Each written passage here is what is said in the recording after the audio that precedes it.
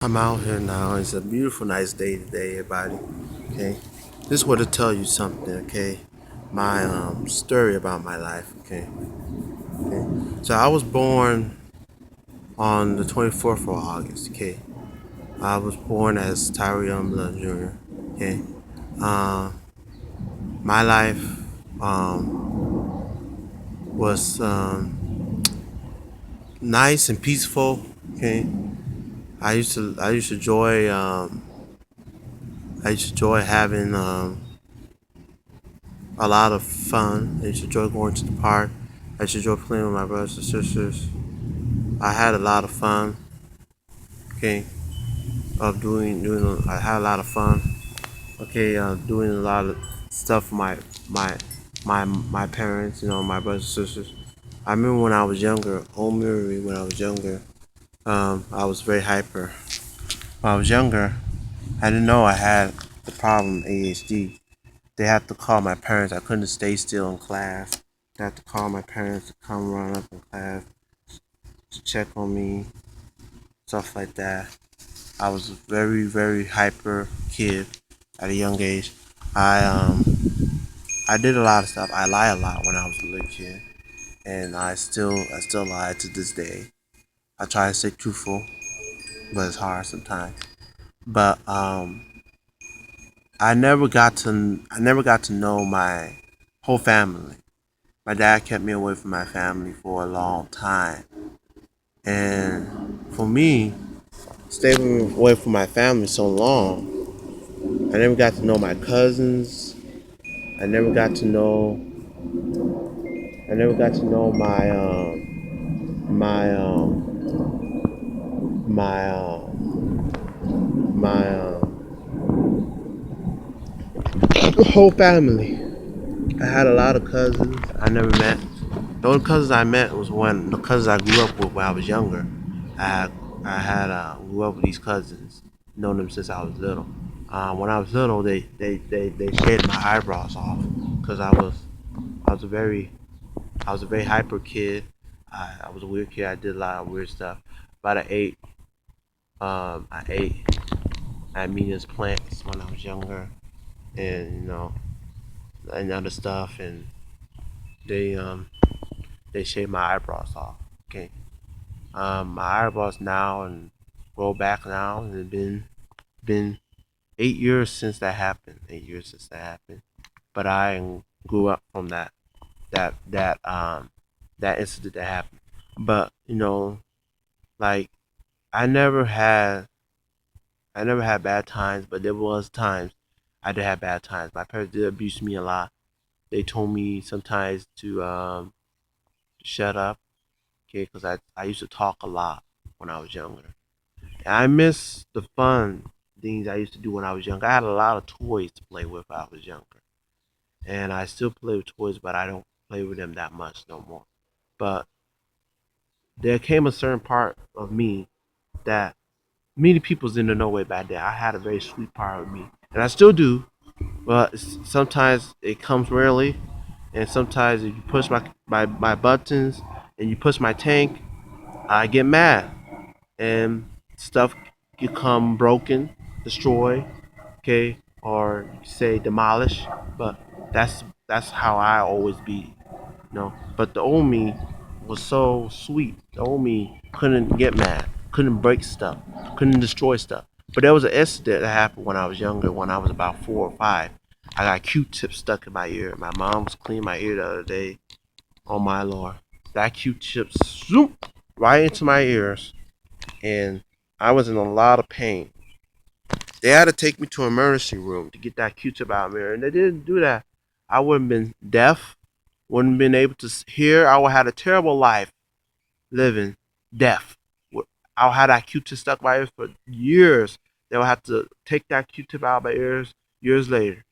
But I'm glad to be here and telling you my story because it's a major story. You should know about me if you're gonna watch my YouTube channel. You should know I'm a very sweet person, but I do have an evil side of myself. But I try not to bring it out, and so people don't see it. You know, that incident I will never forget because that's an incident that really, really hurts me really bad.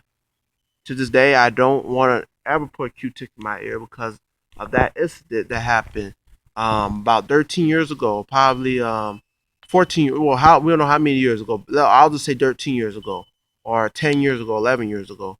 That incident that happened. I don't never want to put a Q-tip in my ear no more. For now I'll just put a piece of toilet paper in my ears. I'd rather put toilet paper in my ears than a toothpick in my ears.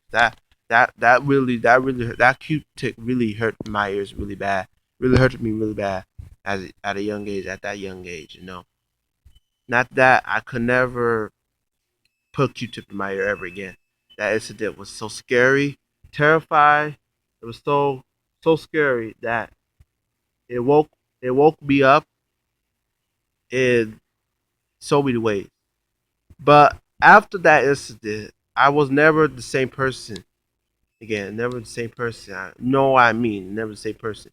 No, when a person chains up on you, that means they're never going to be the same. No, I had my ways when I was younger. No, I still have my ways now. No, nothing has changed yet but the days. Okay, I ain't got older now, but nothing changed but the days. I still have that sense of humor that something got to be done or something has to be truthful. Now, I had some ways myself. I sometimes hated my parents sometimes because of the things they did to me, but they did it because I was hard headed. Okay, didn't listen to people. Okay, I was like you people today that are doing the same thing that I did way back a couple years ago. There's nothing changed but the years. Okay, and so like the things you people have been doing today, I did it way back ago before you even did it. Okay, the stuff you guys are doing to your parents. Okay, you little 8 years olds and 9 years olds, 10 years olds. Okay, 13 years old. I did it way before you guys even was born. Okay, these are things done when the time I was young. You know, I'm still young and I still learning people, but that that that still stays in memory.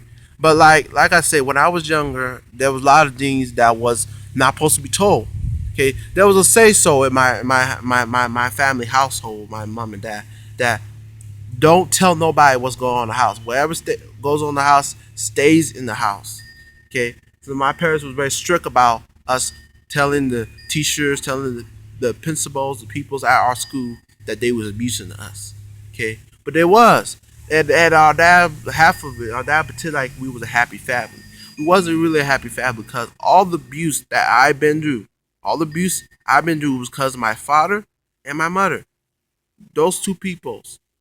And my mom was the one who gave birth to me, but you surely know she gave me a hell of a hard time for those years on this earth. You know, in coming years of the earth, next month I'll be 18. Okay, those are the coming years of this world. But no, many people can't forget that you gotta know where you came from. I came from California. Okay, I came from a very beautiful state. Okay, nice peoples there. Okay, no, and then I had to come here to this miserable place. But I'm glad I met somebody who finally understands me more better. And then, I can't go back to the past. I can't fix nothing because that was how I was. Okay, as a kid, I was very hyper. I still am, but I'm calming down. But my anger has got a little bit best of me. Okay, of these couple past years. But all I have to say to you peoples is if you have a dream, carry on that dream. Okay, carry on that dream until you die. But what I've said, my story, what I'm telling you guys, you don't want to be like me. What I used to do when I was younger, because what I did when I was young was stupid, silly, cruel, rude, disrespectful. Okay, because I was a very little disrespectful little brat at the time. People didn't know me that well. Tyree Jr. Though I was Tyree Jr., I could do whatever I wanted to do. No, my parents showed me. You have to bail out. You gonna do this? What you say? What you say? No, because I thought I could do everything I wanted to do because I was Tyree Young Jr. No, they don't mean nothing. Okay, because I still had to follow rules. I still had to be disciplined. I still had to be told what I had to do, and if I don't do what I have to do, I'll get whipped with the belt. Okay, And and same with everybody who grew up with this kind of parents. But it was mostly was love. Most of it was love. The love and hate relationship was my mom and dad. Definitely love and hate relationship. I would never ever marry somebody like my mom.